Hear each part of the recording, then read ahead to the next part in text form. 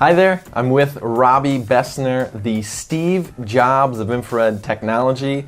Literally, we're in my third bedroom, in my portable sauna. We're going to talk about practical uses and talk about what I'm sitting in right now, but also his journey, his story with his daughter that had chronic Lyme disease and some of the technology breakthroughs that encompass that. So it's going to be an amazing interview. Stay tuned for it. Welcome to The Detox, Lyme and Health Podcast. Join Dr. J as he interviews experts focused on natural, holistic health solutions from around the world. In this podcast, the topics covered include Lyme disease, genetics, detox, nutrition, and much more. We believe in educating you and providing the tools you need to take your health into your own hands. And now, the man that simplifies the complex, your host, Dr. J. Davidson. I'm with Robby Besner, the founder and owner of Therasage, infrared product company. Is that a good way to say it? Infrared product company? Yeah, device company. So a better intro for Robby would be that he's really the Steve Jobs of infrared technology. And the reason I say that, he's the innovator. He's the creative guy that's coming out and understanding things better and better from the infrared side of things. And it seems like there's a lot of little offshoot things that are trying to copy, and it's like, first of all, they can't keep up with you, but also it always comes back to who the original innovator is. So it's a pleasure to be interviewing on this podcast. Thank you. Thank you for having me. So how did, Robby, for our listener, how did you decide, hey, I'm going to start a sauna company or an infrared company? Well, it started with a quest to really, it dates back to my daughter, who was the original impetus for us to even be searching for ways or solutions to help for detoxification was our original thing. And about 17 years ago, she contracted Lyme disease. And when she got sick, I have a pre-med background.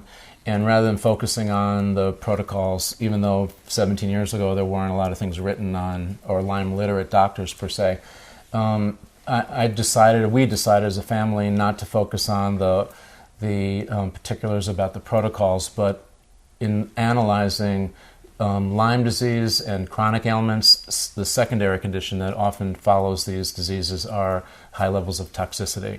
So I was just doing some research as to what were the most efficient ways to detox. And in those days, all that was sort of invasive formats like chelation and dialysis, or taking some kind of a pharmaceutical or supplement that would cause a chemical change to cause a cell to detox. And then I discovered that there are certain wavelengths of sun energy that actually will create a natural vibration in the body that creates a detox. And that's the infrared spectrum. So from there, I said, oh wow, now I found the holy grail, right? Except there weren't very many devices available in the marketplace that a consumer or a family could buy that could bring infrared into the home. So I started to develop them basically just for our family. Okay. But that turned into my wife and I realizing, of course, my daughter was the only one with Lyme disease or with chronic ailment or having challenges with detox. So as we saw successes with the way that the devices I was developing to harness infrared were helping her, we created this company called Therasage to bring that device development to the general public. So in other words, you didn't wake up one day and was like, hey honey, let's start an infrared company. It was just purely out of you wanting to help your daughter improve her health, in other words. Right. And then we realized that we needed to do this. It was bigger than just us and our family. It needed to be brought to everyone. From a philanthropic point of view, it needed to be brought out to the health and wellness community. Well, and I remember you telling me before too, Robby, that the doctors, how many different doctors did Julia see? Well, in the full, at least 25. 25. Yeah. I mean, in that journey of, going to different practitioners, they were actually asking you, like, hey, can you make these for my patients too, right? Right, sure. Well, that was another angle. I mean, we didn't even consider it from that point of view back then. And so we just, even though my wife and I were sort of naturopaths and homeopaths as a family, and we believe in sort of a natural approach to health and wellness, it really brought us right into that genre. And in this journey of finding Lyme literate doctors to help our daughter with her condition, we realized that this is something that needed to be brought out and made more prominent or prevalent within the healthcare community. And we've seemed to create, now it's got a lot of momentum, but 12 years ago, 14 years ago, it was sort of an unsearched, this vibrational energy medicine category wasn't well accepted by the community, healthcare community.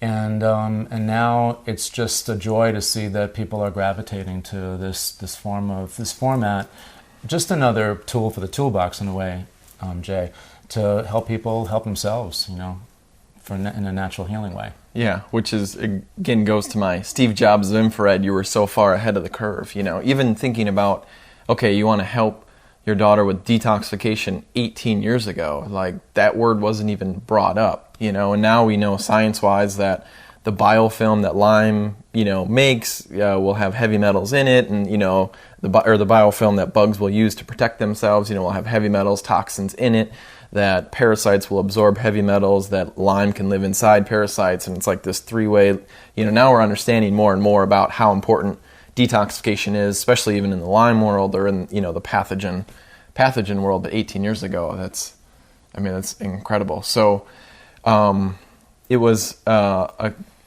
couple years ago, probably 2-3 years ago, where I met with Julia, just did kind of initial assessment and assessed where she was at and gave her some recommendations and kind of first protocol, and then shortly after that she actually passed, and that's been, as of the time that we're filming this right now, has that been almost 3 years? About 2.25 years. 2.25. So when that happened, obviously, is it safe to say Lyme was really what happened with her body?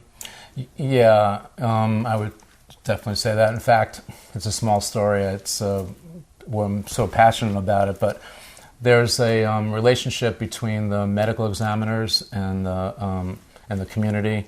They're very highly regarded as probably they actually trope the police department in terms of the organization in a community. And when Julia passed away, my faith in my religion, it's not it's sort of prohibited for there to be an autopsy performed.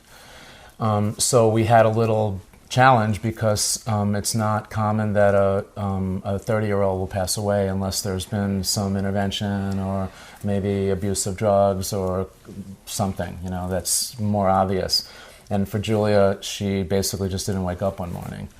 And so we had a challenge for a day because the examiner wanted to do further work with her, and we were objecting to it, So this examiner said he was willing to bet his 25-year career that there was some interaction with drugs. And so finally, we were able to negotiate a position where we allowed them to do a toxicology report, take fluids from her and so forth, which came back 6 weeks later to show that there was absolutely no drug intervention.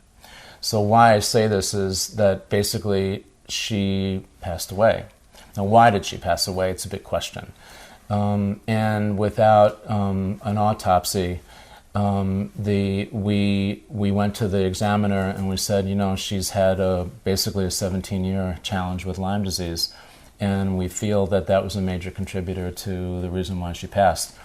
So he said, well, just show me a reason to write that as, because he was going to put down on her death certificate that she died of natural causes, but that doesn't seem very, very right given the circumstances. Yeah. So I brought in a box that I could hardly lift with all of her medical records over the 17 years of all the doctors and exams and so forth that she had taken. And he pulled the first folder off and he said, this is all I need. We ruled by committee, but actually we fought hard to have her official cause of death to be Lyme disease, because she's one of only 100 people in the country that has that status in a way.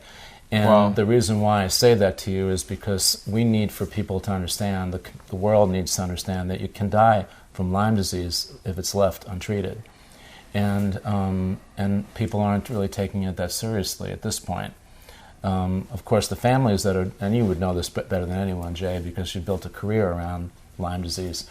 that the families that are intimate with it, they understand the severity of it. But it's so downplayed when it gets past that centralized position, that family-centric position that the world really needs to know. And that's one side of it. The other side is, fortunately, not that to the people, but a lot of celebrities have been stricken, and their families have been stricken by Right. Lyme disease, and so they're a lot more in the public eye, Yep. and they're becoming a lot more outspoken. And I think that that's just terrific, because there really needs to be more attention brought to this. Agreed. And I mean, I know we recently talked about this, because I even told you, like, I still had guilt. You know, I met with her, and then I'm like, here's recommendations, and then apparently she, you know, showed you and Melody, your wife, and it's like, this guy wants me to, you know, not eat for 30 days and just drink bone broth. And she said, no effing way is she going to do that. And yeah, I know. You know, this is another thing about Lyme disease in general, and especially the journey we were on. At some point, what happens is that each of the doctors you see that has a different protocol, they'll offer you something, and you'll get some moderate success from it. And that's the uptick. And then, so they go into remission, and then there's a setback because they have a reoccurrence or another episode. Mm-hmm. And so health-wise, over 12 years, Julia basically was kind of almost even. You know, her body was broken down on the inside, but from the outside, in the last 5 years, she was the strongest and healthiest and happiest, and that's why I was kind of a shock that she just didn't wake up one day, but we don't call that card. Someone else is playing that one. But generally speaking, you know, what happens with psychologically is that every time you try and you get that hope from the doctor and it doesn't pan out, you know, long term, then you make a new low psychologically. So after 25 tries, she was really gun shy. When I brought you to her, I said, you got to talk to Jay. He really knows what he's doing, and he's got a very interesting approach to this, and he's got some amazing success story with his wife and people around him.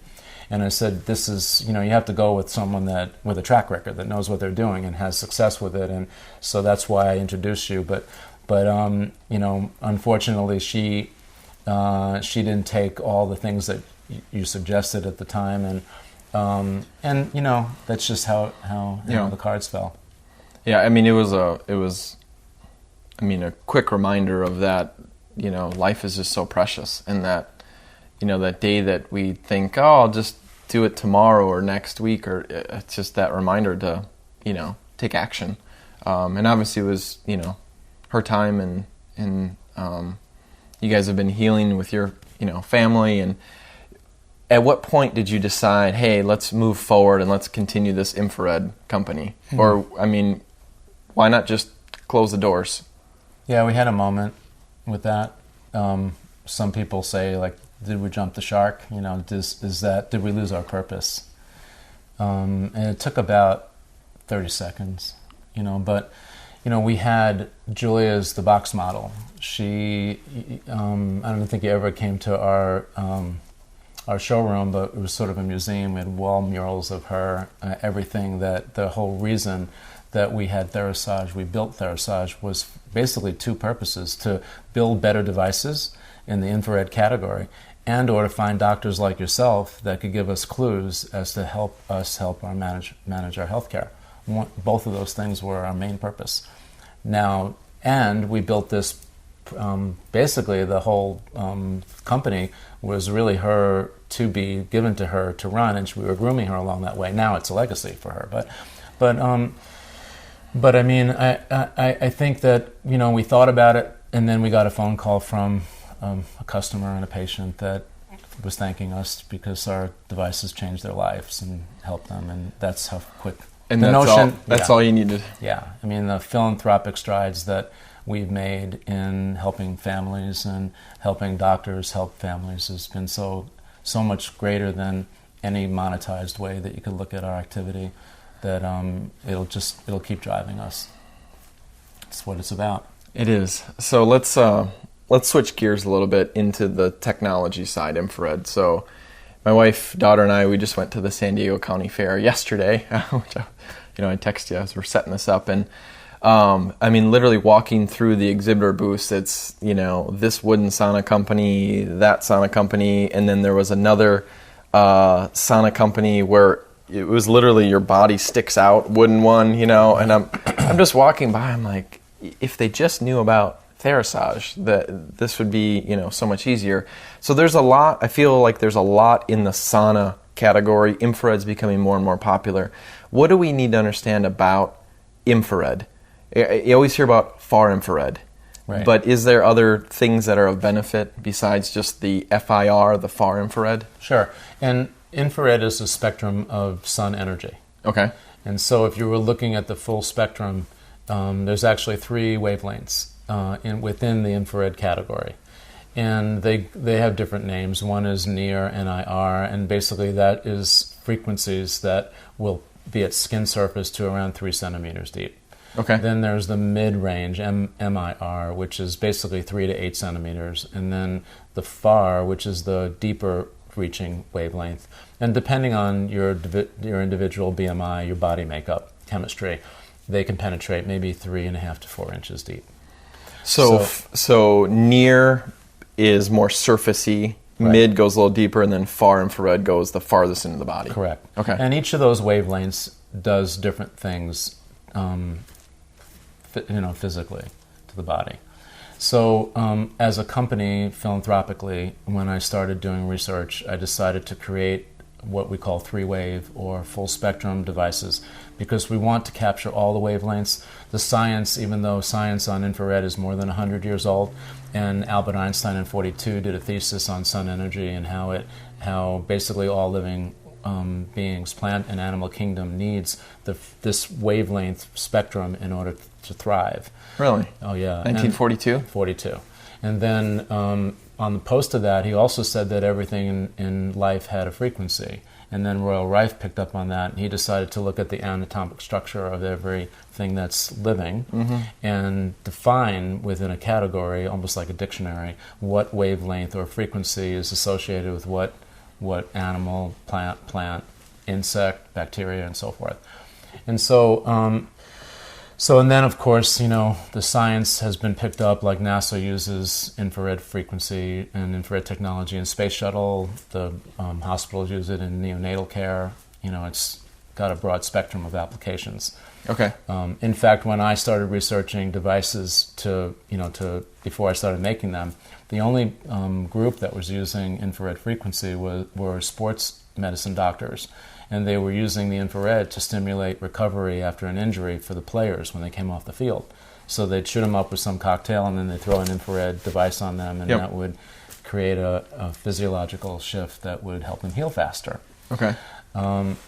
So there are a lot of applications. We're a device management company, so we're developing, we have more than 30 different applications currently. But there are some popular ones that the public buys and also the doctors use that are integrated, and they're terrific and they're affordable, and everyone should have one is the way we feel about it. Yeah, I mean, I'll get emails and questions all the time, and one of the topics I'll get emails on is sauna. Do you have your favorite, or what's the best, sauna company? I'm like, Therasage, Therasage.com. Call Robbie, talk with them. It's, right now at the time that we're recording, a full spectrum portable sauna, about $800. Correct. $800, and it's low EMF. It's super easy. I mean, so when I think of saunas, the sauna category, you've got the dry, Finnish hot sauna where it gets really hot. I think of it like Death Valley, so it's super hot. And it makes you sweat because it's like surface heat. But then you have this infrared category, and most seems to be focused in the far infrared. Right.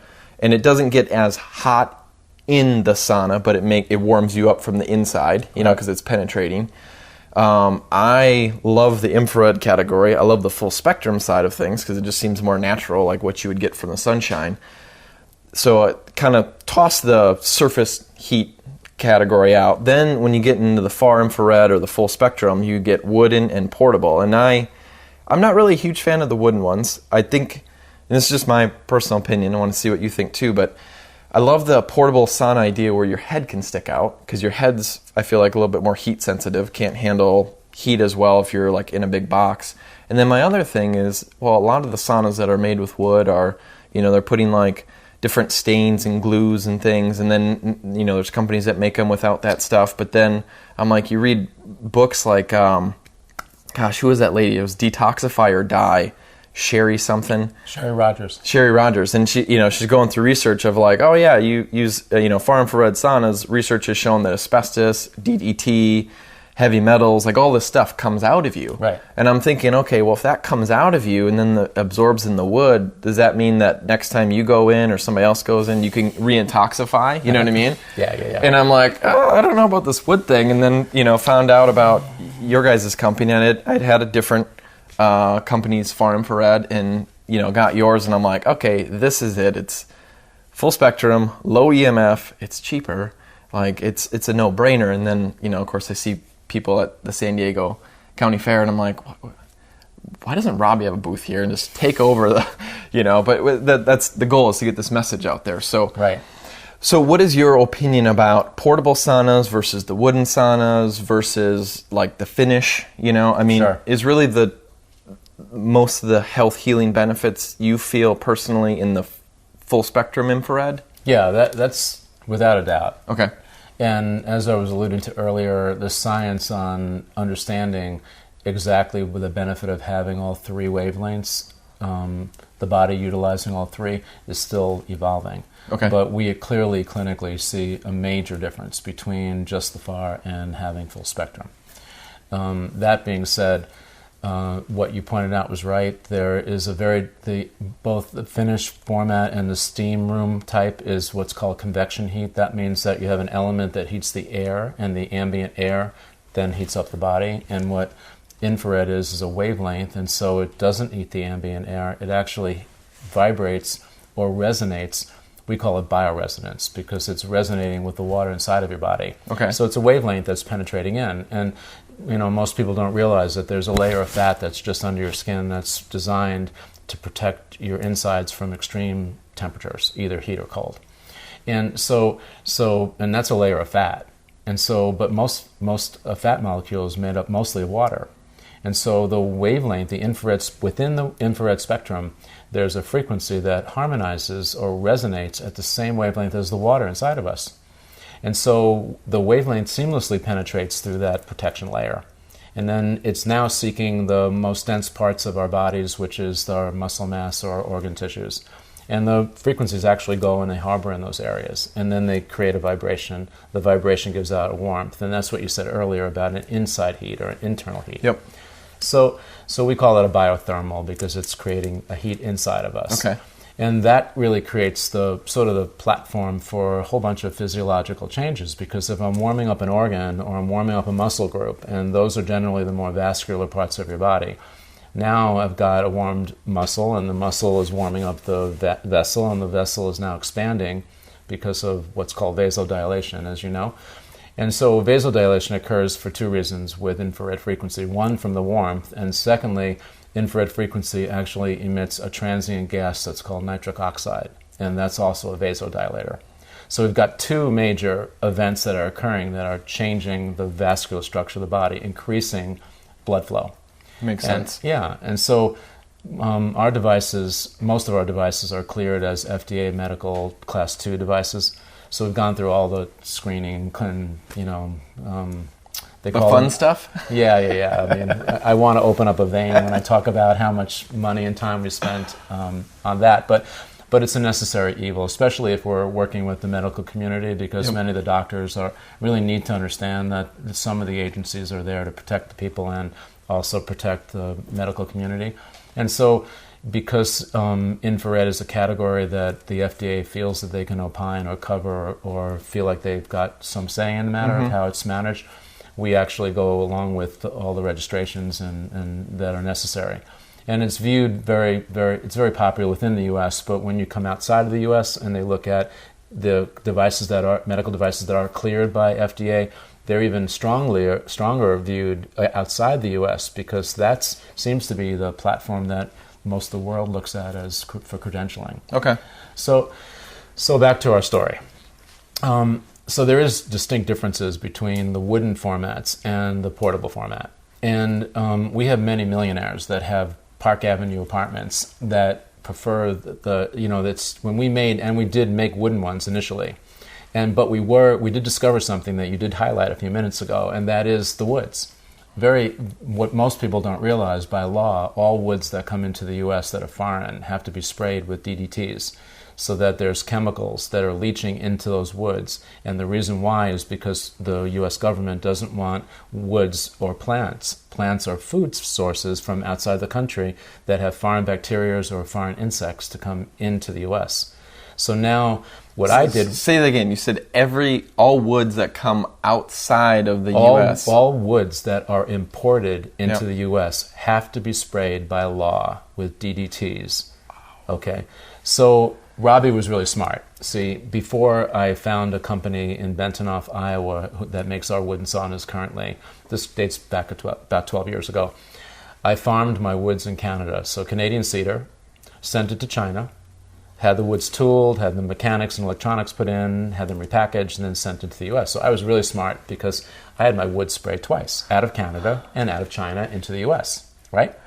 How quickly did you find that one out? Well, I got about 9 months in. I mean, I knew that I wanted the wooden sauna category, but I wasn't aware of that. And then as we became more embraced into the medical community, and then the doctors were presenting to us more cases of people that were chemical sensitive, it became really, and I became cognizant that in fact the woods were being sprayed. Then I stopped importing my woods, and I searched for a domestic company that I could work with that would use our specifications and build the cabinets and the electronics the way we wanted. And we found an amazing group in Bentonoff, Iowa. The woods are natural aspen wood. It's made in America. There are some other unusual attributes to our format, but that's probably the most global thing to think about, because you can buy a wooden sauna at SportsMart, at Dick's, Costco, yeah, exactly, online, for about $1,000, but you're going to have a challenge because of the woods. So that's the first thing. The second thing you pointed out was definitely true, that the woods will absorb toxins, and one of the things that we try to teach when we're in front of a group is best practices. And so what I'll always ask for people to do, whether it's using it within your family or using one that's in a community, a sauna, is to sit on a towel. In an infrared sauna environment, actually even any sweating environment, but let's just talk about infrared because that's what we're here to talk about. If Jay, we know each other for many years now, but if I didn't know you, if let's say someone in the room here like Jason or Amanda, I didn't know them from Adam before you introduced them to me. And we were sitting across from one another in a movie theater. And, I had my seat, and if I didn't pay for that particular seat location, and Amanda was sitting next to me, and she was hacking with a cough and a cold and sneezing and so forth, the first thing I'd be thinking is I'm going to catch her stuff, and I can't focus on the movie I'm here to see. And so I should just pick myself up and move to another seat, or ask her to move, which I would never do because she's bigger than me. But the truth is that she is strong. If you were to go into a community infrared sauna, and the person coming out of that sauna was sneezing and coughing and doing the same thing, most people would think the same thing. I'm not getting into that cabinet. I'm not getting into that portable sauna because I'm going to catch that the germs, or catch the whatever it is, the virus. But truth be told, nothing living, no nanotoxin can live in an infrared environment. But what can I catch from Amanda or from Jason or from yourself? If I'm sitting in that sauna, I'm sweating and my body is opened. Toxins. Yeah, so I could potentially upload your toxins, which I don't want because you're working hard to get those poisons out. So the last thing I want to do is I'm there to get my poisons out, not acquire new ones.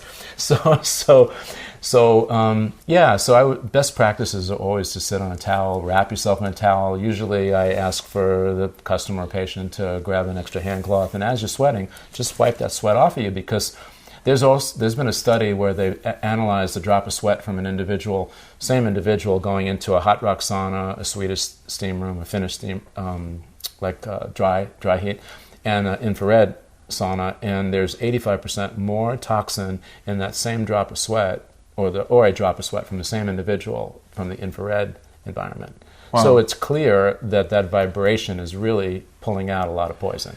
Well, it makes sense too, because I think of fat as that's the body's way to store toxins. Correct. So for those people that are like weight loss resistant, I can't lose weight, I tried this diet, I'm exercising, nothing's working. It's like, well, let's look at the toxicity side. In sauna, I feel like is a great way to mobilize things for your skin. Heather used to not sweat. Mm-hmm. She didn't have to wear deodorant, which we thought was a blessing. It's like, oh my gosh, you smell great, you never sweat. And then we realized that no, that's really bad. Like you don't sweat, things don't go through your pores. That's a pathway clogged. Toxicity can build up. So I think one of the fastest ways to increase the sweating pathway is infrared. Right. I mean, would you agree with that? Totally. And usually that's a question that comes up often. I teach at Hippocrates. It's a health institute in West Palm Beach. And so I talk to the guests, and I also teach to their education program. And that's one of the things that comes up, the topic that comes up, it's I don't sweat. And the first thing I do is I correct all the women in the room, and I say, women don't sweat anyway, they glisten. So we should get the term proper. Brownie points. Right. So now that we know that they're glistening, some of the women say, I don't glisten. So then we go on to talk about why that is. And the number one reason is generally they're dehydrated. And you're the first one that'll speak to that, because dehydration is a problem. We're a country that drinks a lot of water, but we don't cellular hydrate. That's a problem. And the second thing, if you're dehydrated, then all symptoms seem to be accelerated or more concentrated or more pronounced. So hydration is a key, and particularly with infrared sauna, we're promoting sweating. So we ask for, as the best protocol to best practices, to drink 8 to 10 ounces about an hour before, and then about the same amount afterwards. And the reason why you drink water afterwards is because we're purposely looking to kind of dislodge the toxins and their relationship to fat. 70% of all environmental poisons are stored in your fat. So you think about that, and so the water afterwards is mostly just to kind of dilute down the new toxic load, so there's less burden on your organs. So many of the patients we see are chronic and that we talk to, and so their bodies are compromised anyway. And what we want to try to do is give them a soft landing by using the infrared technology, and we can do that, but we have to kind of step into it, tiptoe into it. And oftentimes when I'm teaching, I use the analogy of like climbing a mountain. And so when getting toxic, unless you've been thrown into, and actually this happened recently, I mentioned this in one of my presentations, and someone in the audience said, I was at Chernobyl. I was there. So unless you are irradiated like by something like an accident, like Chernobyl, or chemical sensitivity, like you're in a cornfield and someone flies over and sprays you with Roundup or something, generally speaking, you get toxic sort of very gradually, right? And climbing a mountain, you don't do it in 3 giant steps. It's tiptoeing or a step at a time. So coming down the toxic mountain is sort of the same way. We want to kind of do it slowly, and then the body is much more open. The organs are freed up. They're less compromised, and so we can do that very easily. And the infrared sauna is a perfect device for that. Well, that's a good segue. Let's transition rooms. Let's go into my third little bedroom of the sauna, and then we can get a little hands-on. Terrific. Great. All right, so we moved rooms. Apologize for maybe the not best lighting in here. It's kind of a tiny little third bedroom. I got a pretty small house here in San Diego, 1,200 square feet. So this is actually my sauna in the third bedroom / sauna room. So just wanted to get in and be a little practical. It's pretty small, which is nice. So the sides basically fold in. It folds flat, correct? And then fits in a bag. Right. Comes with a carrying case. So if you want to move rooms, very easy to do. Basement, upstairs, wherever. Yep. Versus the wood ones, I know some people have had issues that the panels are too big, doesn't even fit down the stairs. So I like the portability of this. But basically, when you get this, it comes with a foldable chair. Now this is an upgraded chair, correct? Correct. And we use these kind of chairs for either larger sized persons, like it could be a heavier person or a taller person, because the legs are adjustable. Now, I'm not a big person, but I prefer sitting on this and using this in my own house. The portable one is perfect. It's perfect for portability. But in terms of structure and support, I prefer this format, which is a chair that's used and very common, found in a shower stall. Use it for that. I was going to say, what do you call me? Big here, Robbie? No. It's just a personal choice thing, So you've got two different chair options. Basically, the foldable one comes with it, and then if you want this chair, it's an additional one. Right, okay. Exactly. So you basically climb in the sauna. Do you, the remote space is right here. There's literally one power cable you plug into the wall. Correct. Everything's connected. And this one is called the Thera 360? Correct. And the reason why we named that is because there's 5 panels. So there's one that's located on either side and behind you. Okay. There's one that's underneath your feet.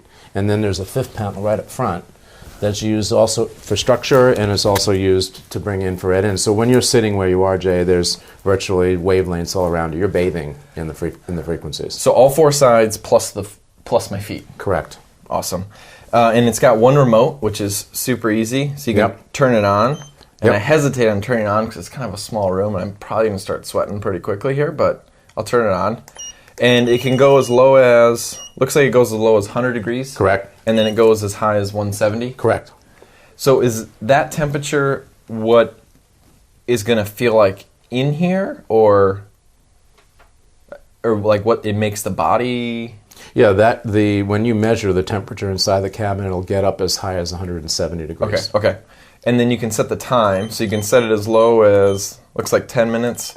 Right. And it goes up by 10s up to 90 minutes. Okay. Right.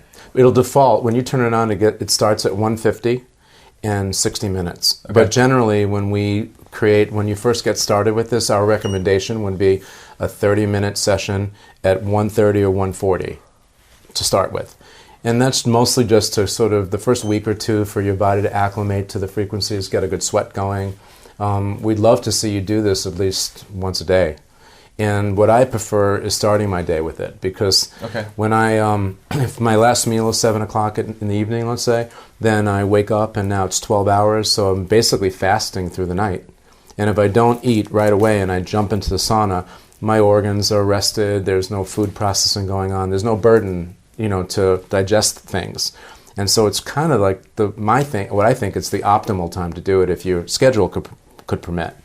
Some people say, I can't do it first thing. I get up at 5 o'clock as it is. I drive a truck or I'm doing something that I need to get out. But so do it when you can do it. I'll take anything because anything is better than nothing. And this type of format, you always get something from it. But if your schedule could permit, the optimal thing for me would be to start my day with this. And I love that too, that idea first thing in the morning, because I feel like when you wake up, you want to warm your core body temperature up the most right away in the morning time to help kind of cortisol production and get that going. So I love, that's my preferred time. When schedule allows, I'll almost always do it in the morning as well too. So some benefits sauna-wise. So you can clear toxins out. Right. It warms your core temperature up. And I think this is probably one of the more important ones. With pathogens, they lower your body temperature. Right. So that lymph, cardiovascular fluids, they get stagnant. So when you warm the core up, then fluids will flow better, correct? Yes, totally. And the other thing is that if I can get your core, which is an internal temperature, towards the 102 degrees Fahrenheit, at 102, there's a very strong die-off on most bacteria and airborne viruses. Oh, really? Some cancers can't thrive above 105 degrees Fahrenheit. But as you pointed out earlier, your head and your brain is much more sensitive to temperature than your body is. So that's why I love this format, because your head is out and your head is basically at room temperature. So if we're sitting here and let me just fix that collar behind you. This unit comes with 2 of these zip-out collars, so you can use one and wash one and wear one. And then there's a support pole. I know it's behind you, but if you put that pole in place, it would actually, bring this apart. Here. Yep, there you go. I don't know if you'll be able to hear me because my microphone's in the sauna, but Well, yeah, I can hear you. we'll open it up just a crack. There we go. For the There we sound go. guy. So now, I mean, you're an average built person, but even for a larger person, it's amazing. We get guys that are 6'3", 6'4", and they go, "There's no way I'm going to fit in there." And then they get in, they go, "I can't believe how much room they actually have." Oh, there's tons of room. Yeah. I usually actually don't even put the stick up. Like I usually just leave it just like this. Yep. And I love this. Can read. Of course, Right. We're in the Facebook scrolling world. You can get your phone, iPad. I mean, Yep. wait till you see, we've got an accessory. It's a little platform that sits here with an articulating arm, and you can put your laptop on there, and that's what I use in the morning. These are all things that are coming out. That's going to be dangerous, Robbie. More time for work. Well, I don't know. You know, I do my meditation in the morning when I'm in here, and we brought the brain tap in. That's a guided meditation. Yep. That's part of this. And we're also accessorizing with ozone and with aromatherapy. Those are all modules that we're coming out with. And that's huge. You just said that this material, it's like a satin? Yes, exactly. So it's antimicrobial, or there's nothing that can really live in there, both between the frequencies and the materials itself. It won't harbor any kind of mold or yeast or anything like that, anything airborne. And it can also withstand ozone. Yes, but now not the hospital-grade ozone that you might be familiar with, where they use insufflators in different formats. We're coming out with a special device that doesn't exist. We're making it. And it actually will add more oxygen. The one that we're testing now is 500 milligrams per cubic inch per hour. So you'll get a hint of ozone. And there's still science on this, and we're already testing it clinically. But basically, when you're in that format and you're sweating and you're opening up the skin, which is a breathing organism too, you're letting out poison, right? But at the same time, you're allowing an exchange to bring oxygen in. And one other thing, like we mentioned earlier, infrared frequency will generate transient gas nitric oxide. Well, it does two things. One thing it does is vasodilate. The other thing it does is it triggers the hemoglobin to grab more oxygen when it's available. So think about that. Now, if we just add an extra O3, into that cabin, and not a lot of it, but your skin is breathing, and now you're breathing in that extra O, and the blood is already saying, wow, give me some more O, and we're providing it, we're feeling that you don't need a lot of that hospital-grade ozone per se, because your body is already looking for it. And so we're going to create that platform with this, and we're pretty excited about the possibilities. That's so cool. So, I mean, literally, you can do portable sauna at home. You can could you do aromatherapy, like, basically it's diffuse essential oils, right, and ozone at the same time, or would you pick one or the other? No, I do both. Okay. Yep. So ozone, essential oil, portable sauna. I mean, guided meditation. Wow, it's a full lifestyle. Now you're starting your day off with a good. Yeah, why not? Who else deserves it better than you? And I can do all that at least in 30 minutes. Now, of course, if we're treating cancer or something that's chronic, there's protocols that are a little bit more involved, but you titrate out to them. And so, like for Julia, it took her 6 weeks before she could sit in a sauna for an hour. But her body was greatly compromised between the chemicals and the various different medications she took, plus the die-off. She had dead Lyme in her. She had biotoxins, neurotoxins, and biofilms, and God knows what else, Yeah. So it takes a lot to work through that, because by the time a chronic person shows symptoms, they've got a lot of stuff going on inside. Their body's inflamed. And so we have to kind of calm all that down, and it takes a while to do that in a sort of responsible way, I guess is the best way to put it. So one thought I had too, we're kind of talking about the benefits there. From my understanding, infrared spectrum will also, so like your water molecules, H2O, will cluster together. Infrared will help to break those apart, meaning that the water is more absorbable and movable in the body, correct? Yep. And actually, that's another great topic, because I got inspired by a research scientist, PhD, named Gerald Pollack. He wrote a book called The Fourth Phase of Water. Fourth Phase of Water. And so that really triggered something for me, because he identified that there's a frequency within the infrared spectrum that actually will restructure and reorder the water inside of you. Restructure water? Yes. Okay. So it makes the body, internal water from that sauna, more bioavailable to the cell. Wow, that's a big thing. That's huge. Because I'm always searching for the reasons why our technology works so great. And that was such an important thing, because water is the transient, it basically occupies, if you drink a fair amount of water, you're 72% maybe. Your brain is like 81%, your cell is like 98% water. And so having the proper structure of water is so key, because water gets minerals and nutrients into the cell and allows the cell to get waste product out. So if the water isn't bioavailable, if it's not structured properly, then the cell's impaired, and then you know what happens after that. Everything starts to break down. So, yeah, the sauna's got a lot of things going on. Yeah, well, it's infrared. It's almost as if the more research comes out, the more we understand why this seems to work so well. So talk to us about a little bit about like what's inside here. So you said there's panels. So Right. There's not like any space heaters or anything. No, that's correct. We use a format that the actual perimeter of the sauna has heated panels on them that generate the frequency, full spectrum. Okay. And peppered on each panel is our tourmaline stones. There's 18. There's a reason why we picked the stones that we did and the number of stones that we did, because the tourmaline will actually bring negative ion into the cabin, and what that does is it creates sort of an earthing effect. Okay. So the cabin itself is electrically wired to be earthing. So we use the grounding electrical proper wiring of the home or wherever you have it plugged in to bring the earth charge into that cabin. And most of us are positive charged. So what we're looking for is a negative charge to balance out the electric charge of the body, so there's better communication, better. Your whole neurological system is electrically driven. So if there's an imbalance, if you're more positive than negative, as most of us are, then you need that negative charge to balance that out. And so most of the big naturopaths are saying we need more negative charge in our body, and that's what they're looking for in our lives.